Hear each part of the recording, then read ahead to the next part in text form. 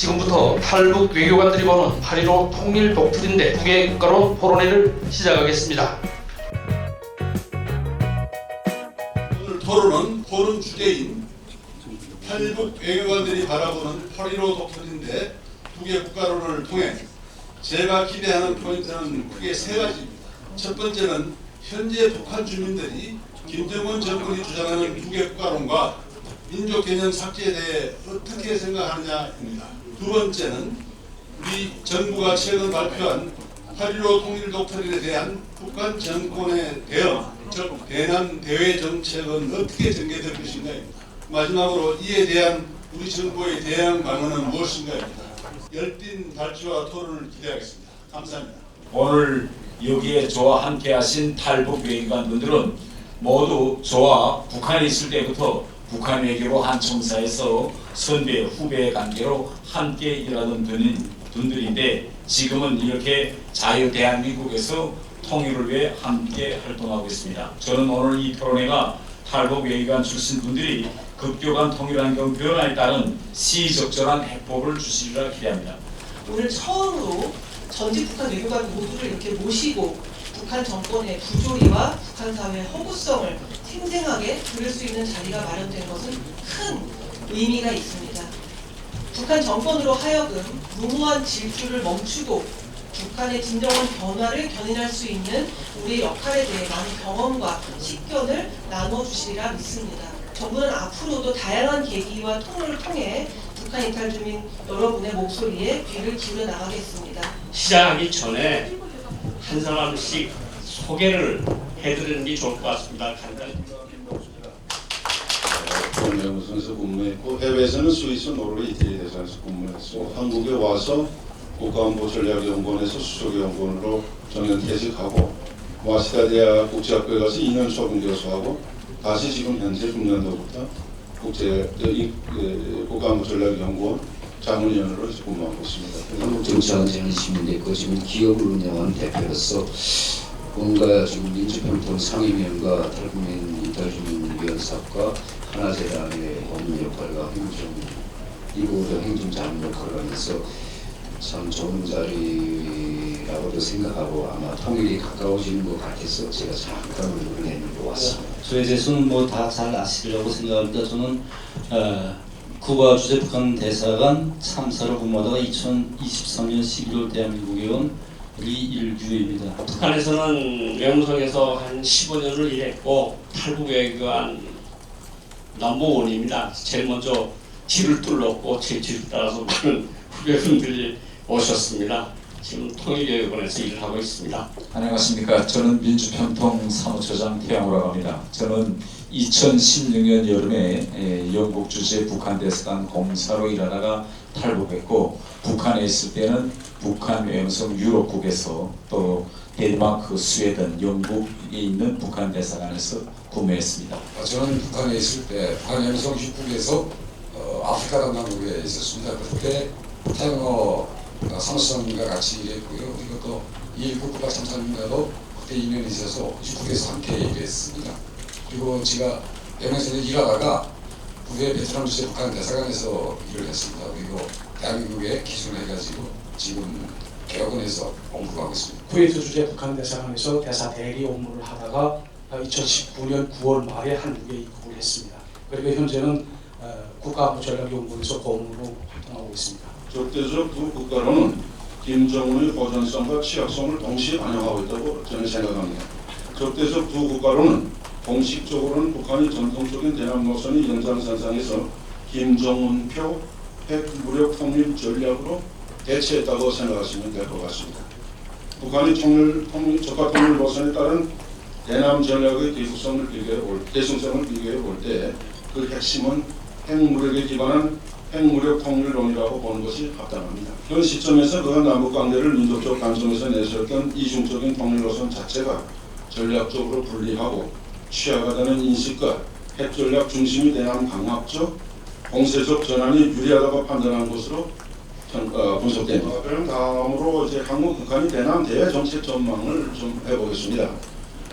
적대적 두 국가론에 따른 대남 적대 정책의 추진에 집중하면서 핵미사일 도발 등 공세적 행보를 지속할 것으로 보입니다. 단기적인 대외적 득실보다 내부적 수요를 우선하며 윤석열 정부의 임기 내내 대남 접대 정책을 유지 및 견제할 가능성이 상당히 높아 보입니다. 또한 한 번 더 전쟁 위기 상시화를 부각하며 중로북 연대와 밀착에 집중하는 전통적인 외교 전략을 계속 추구할 것으로 보입니다. 북한은 24-25년간을 전략목표 8차 당대의 성패 분기점, 노동당 창당 80주년 준비를 위한 총력전 일정으로 지금 추진하고 있습니다. 현재 경제는 민생고 그리고 총동원 장려에 따른 내부 분만과 민심을 역응해서 역이용해서 주민의식 변화를 추동하기 위한 대북 압박 변화화를 시도할 것이라고 보아집니다. 그래서 이제 저는 그 통일 독트린을 현실화하는 데서 어떤 문제들이 필요하겠냐는 저희 개인적인 견해를 한 세 가지 말씀을 드리겠는데, 첫째는 통일 독트린에서 제시된 것처럼 북한 내부에 이제 외부의 정보를 많이 유입시켜서 북한을 변화시키는 전략으로 가는 게 필요하다고 생각됩니다. 이러면 지금 북한이 국경을 꽁꽁 닫아매놓고 있는데 뭐 어떤 방법으로 전단으로 통해서 보내겠냐, 뭐 어떤 방법으로 보내겠냐 하는데 그런 방법도 중요하지만 지금 현재 해외에 나와 있는 해외 파견자들을 끊임없이 포섭하고 그들한테 이제 외부 정보를 끊임없이 이제 주입함으로써 그들이 평양에 돌아가서 지인들이나 동료들이나 가족들의 이제 한국 정부가 추진하고 있는 통일 방안이라든가 세계의 변화에 대해서 이제 설명해 주는 게 아주 좋은 방식의 하나 중이라고 생각을 하고요. 또 이제 북한 이탈 주민들이 한국에 와서 생활하는 성공적인 정착 사례 등에 대해서 이제 대대적으로 이제 선전함으로써 북한 주민들 내부에서 동요와 변화를 많이 일으키는 게 중요하다고 생각됩니다. 두 번째로는 미국과 일본을 비롯해서 한반도 분단에 직접적인 책임이 있고 한반도의 지정학적인 이해관계와 전략적인 영향력을 행사하는 나라들과의 사업을 잘하면 특히 여기서 동맹국들뿐만이 아니라 중국이나 러시아를 비롯해서 이제 북한의 우호적인 세력들도 우리가 포섭을 해서 이제 대북 압박을 하는 게 중요하다고 생각되고, 마지막으로는 통일 주체로서 대한민국이 역할을 제고하는 게 필요하다고 생각합니다. 여기서 가장 중요하다고 생각되는 것은 한미 동맹을 더욱 굳게 강화해가지고 이제 북한의 위협, 끊임없는 핵 미사일 위협으로부터 대한민국과 우리 대한민국의 안보와 국민의 생명을 지킬 수 있는 굳건한 억지력을 마련하는 게 중요하고요. 통일의 주체인 대한민국 국민들 통일을 바라보는 옳은 관점과 그 견해를 가질 수 있게끔 하는 게 중요하고, 마지막으로는 대북 정책이 그 정권이 바뀌고 그렇게 돼서 흔들리는 그런 대북 정책이 아니라 하나의 원칙에 기초한 강경하고도 흔들림 없는 일관된 대북 정책이 마련되는 게 필요하다고 생각됩니다. 통일의 주체가 북한 주민인가? 그러면 통일의 주체 북한 주민의 쌤은 대한민국의 정착이 30년 된 탈북민이라고 보거든요. 우리가 어떤 부분에 더 갈 수 없는 그 길이지만 탈북민들은 이 앞에 있는 통일의 중심이라고 봅니다. 만약 탈북민들에 대한 관심, 정부의 정착이 변함이 없으면 아마 저 김정은 정권도 뭐 인권 문제도 이제 중요하지만은 탈북민들이 잘 사는 부분에서 뭐라고 북한 국민에게 말할 수 없는 부분이 아주 중요하거든요. 이제 외교관분들께서도 말씀하셨지만은 정보를 자꾸 북한에 날라줘야 된다고 보고 있고, 그 다음에 탈북민 정착이 잘 돼서 그들이 잘 사는 모습이 호합이 돼서 국제적 사회 공조가 있을 때는 멋진 통일 덕분이라는 정말 윤석열 대통령께서 정말 명백히 제시하신 부분, 이것이 빛나지 않을까, 저는 그렇게 명심해서 변하지 않는 탈북민 정책, 변하지 않는 정보 조건, 변하지 않는 국제적 공조, 이것이야말로 북한 국민에게 힘이 되고 또 그 독재 정권에는 무슨 핵폭탄이 되지 않을까, 이런 생각으로 마지막 말씀하면서 우리 탈북민 정착인들이 3만 5천 명이 웃으면서 자유 대한민국의 만세를 부르고 돌아가는 날까지 그들에게 고향 사람들이 대한민국 갔다 오니까 멋지구나, 정말 멋지다 저 사람들은, 그래서 대한민국이 좋았구나 하는 현실적인 생각적인 현상이 펼쳐지면 좋겠다는 것과 관심을 많이 돌려주시면 감사하겠습니다. 그럼 우리가 생각하는 게 8.15 독트린을 기반해서 북한의 정보 유입을 진행하는 사업이 지금부터 시작될 사업인가, 아니면 기존부터 진행될 사업인가, 이에 대해서 한번 주목해 봐야 된다고 생각을 합니다. 제가 이 자리에서 말씀드리고 싶은 것은 정보 유지 활동은 오늘 내일에 시작된 일이 아니라 기존부터 꾸준히 정상적으로 중장기적으로 또 계획적으로 진행된 사업이라는 것입니다. 기존에는 북한의 정권과 김정은을 유시한 북한의 기득권 충해 협상 대상으로 했다면 우리 이번은 기본이 북한 주민입니다. 그래서 북한 주민들 속에 우리들의 정보를 정확히 캐치하고 전달할 수 있는 이런 준비 세력이 있는가 하는 것이 대단히 중요하다고 생각을 합니다. 김정은이 아무리 발악적으로 두 개의 국가론을 주장하지만 북한 주민들 자체 내에서는 통일에 대한 열망이 갇혀 있거든요. 이게 내재되어 있는 이런 열망을 폭발시켜서 대한민국의 말하자면 불안점에 대해서 폭발시킬 때 8.15 독트린이 더 많은 생명력을 가지고 북한 주민들 속에 더 가까이 다가갈 수 있다고 저는 생각을 하고 있습니다. 그러니까 우리 세대는 우리의 소원은 통일이라는 이 노래를 정말 귀에 못시박히도록 들으면서 자랐던 세대. 또 이제 북한에서 있을 때 저희가 이산가족 상봉을 보면서 실제 생중계로 이제 고려 호텔에서 늙으신 어머님이 이제 휠체어 타시고 와서 자기 귀밑머리가 하얀 그 아들을 이제 품에 안고 서로 부둥켜안고 우는 그 모습을 보면서 저희가 야, 분단의 수품이라는 게 바로 이거구나. 우리 하루빨리 통일을 해야 되겠다라는 생각을 많이 가졌습니다. 물론 현 상태에서 통일을 하기 정말 힘듭니다. 현 상황이. 그렇지만 뭐 통일을 조금 뒤로 미루더라도 우리가 평화적으로 공존하다가 이제 후대들한테 통일을 넘겨주는 한이 있더라도 통일은 반드시 해야 될 우리 역사적 과업이고 우리 민족의 수원이다라는 것을 말했다면 저는 뭐 다른 거 없겠습니다. 그런데 통일을 하지 말자고 진짜 반위헌적이고 그리고 반통일적이고 반국가적인 이런 발언을 꼬리낌 없이 한 데 대해서 저는 불격을 금할 수 없거든요. 이건 역사가 결정하고 우리 민족이 결정한 문제지 뭐 구분이 우리 통일 문제에 대해서 가이질을 하고 재단질을 할 수는 없다고 봅니다. 저희들이 제가 민주평통 사무처장이 된 다음에 저와 함께 이제 북한에서 오랫동안 함께 지내던 선배 후배들을 같이 이런 자리를 마련하고 싶었습니다. 여기에 모인 우리 북한 외교관 이제 출신 분들은 북한 이전으로 말하면 북한 노동당 당원들이었습니다.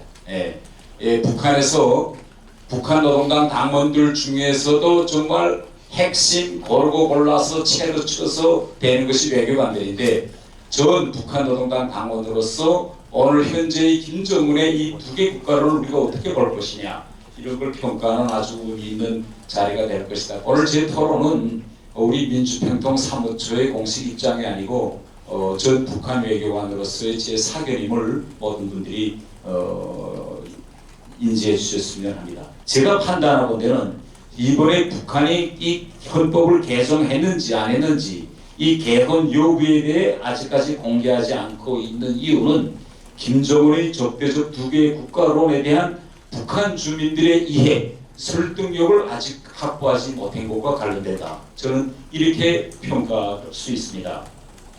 제가 북한 당국의 주민들의 이해를 아직 확보하지 못했다고 제가 볼 수 있는 이유는 통상 북한에서는 최고 지도자가 새로운 이런 정책이나 이론을 발표하면 그 다음에는 간부들이나 주민들이 북한 간영 매체에 나와서 정말 지대한 말씀을 하셨습니다 라고 적극적으로 홍보합니다.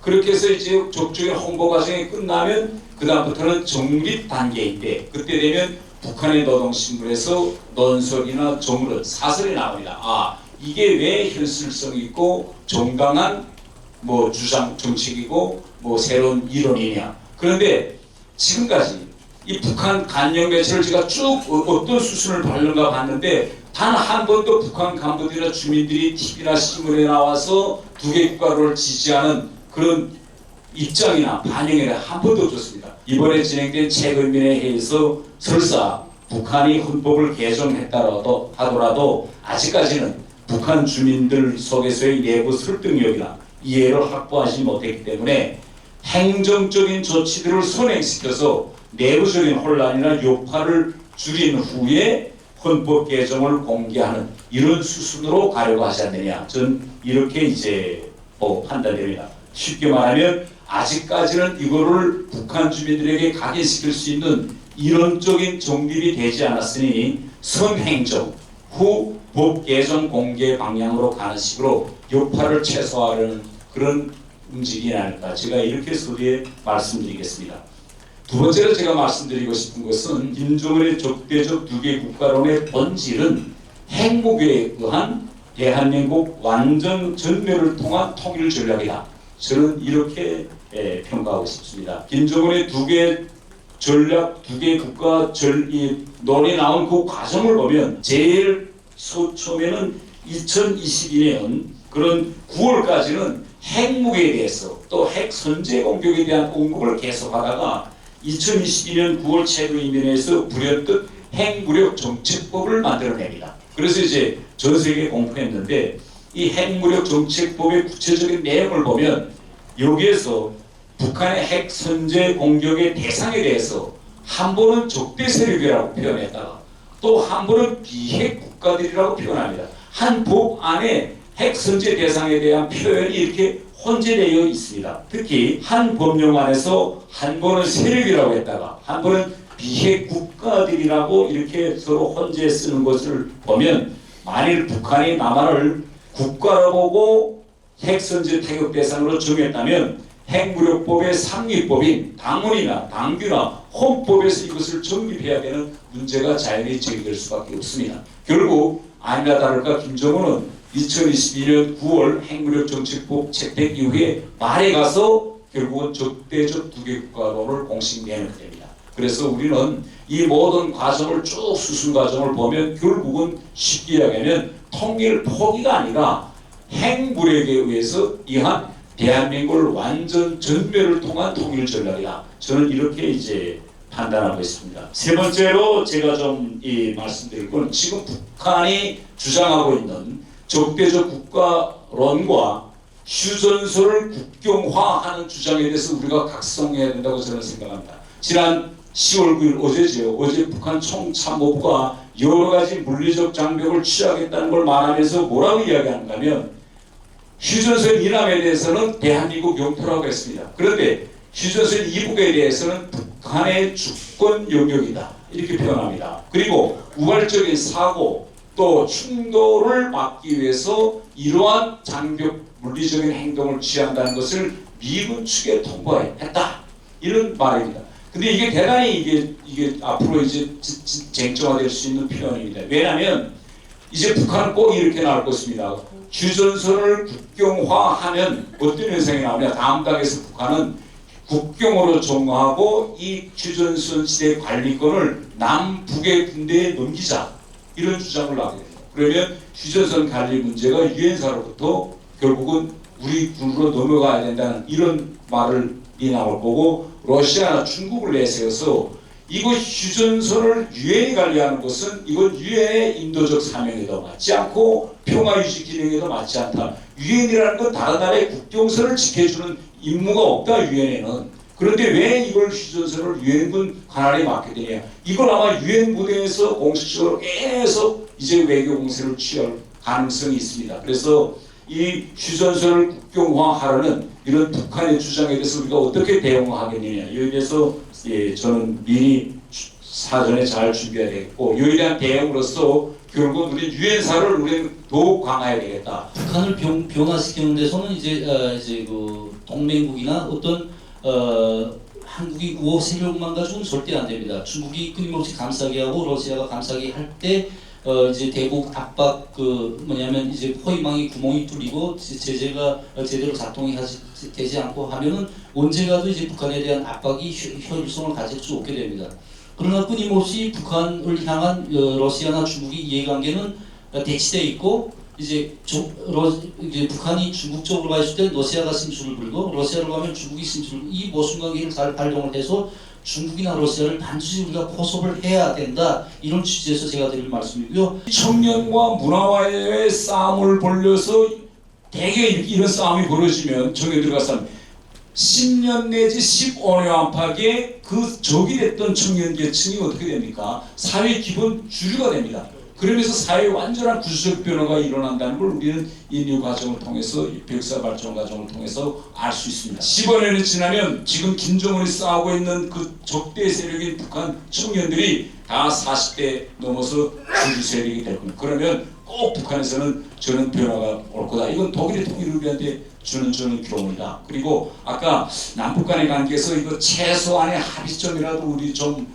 만들어놔야 되지 않을까 이런 점을 말씀하셨는데 앞으로 남북 대화는 저는 점점 더 어려워질 것이라고 저는 생각합니다. 문화의 힘이 얼마나 강하다는 거를 한류를 극복할 수 있는 자신감과 힘이 없는 한 김정은은 아마 남북 간의 협력이나 교류까지 나올까 저는 의심이 되고 아마 남북 간의 최소한의 합의점을 그나마 우리 정부가 도출한다고 하면 이번 수해 피해라든가 인도적 지원이라든가 뭐 이런 비정치적인 기후변화 대응이라든지 이런 데서부터 좀 합의점을 만들어 나갈 수 있는 여지는 있겠지만 저는 뭐 그런 가능성도 대단히 회의적으로 봅니다. 북한 정권에게 있어서 아직도 통일 지우기 같은 것은 굉장히 부담스럽다. 예를 들면 지금 오는 분들도 그렇고 옛날도 그랬고 김정일 시대 도 그랬고 사실 북한의 당정군 엘리트들, 지식인들 그리고 웬만큼 좀 공부를 한 사람들한테 통일이라고 하는 것은 어떤 신성한 의무였거든요. 내 인생을 통째로 조국 통일에 바쳤다.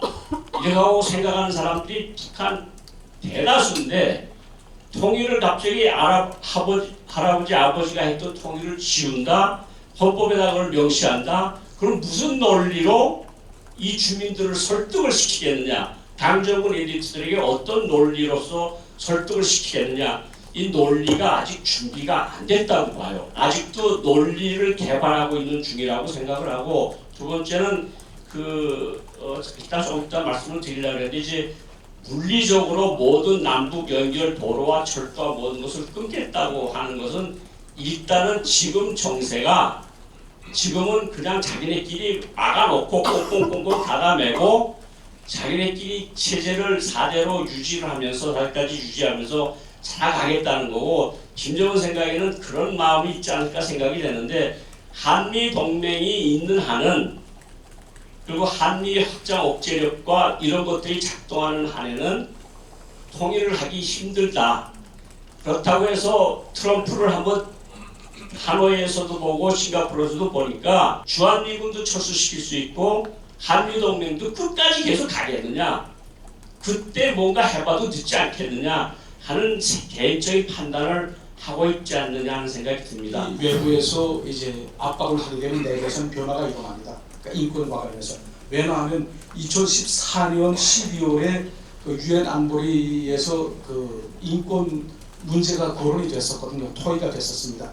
그때가 제일 분수령이라고 말할 수 있는데 2014년 12월에 그때 유엔 안보리 차원에서 처음으로 북한 인권 문제가 거론이 됐고 여기서 김정은을 ICC에 제소하기 위한 문제도 또 같이 내용이 포함되어 있었습니다. 국제형사재판소에.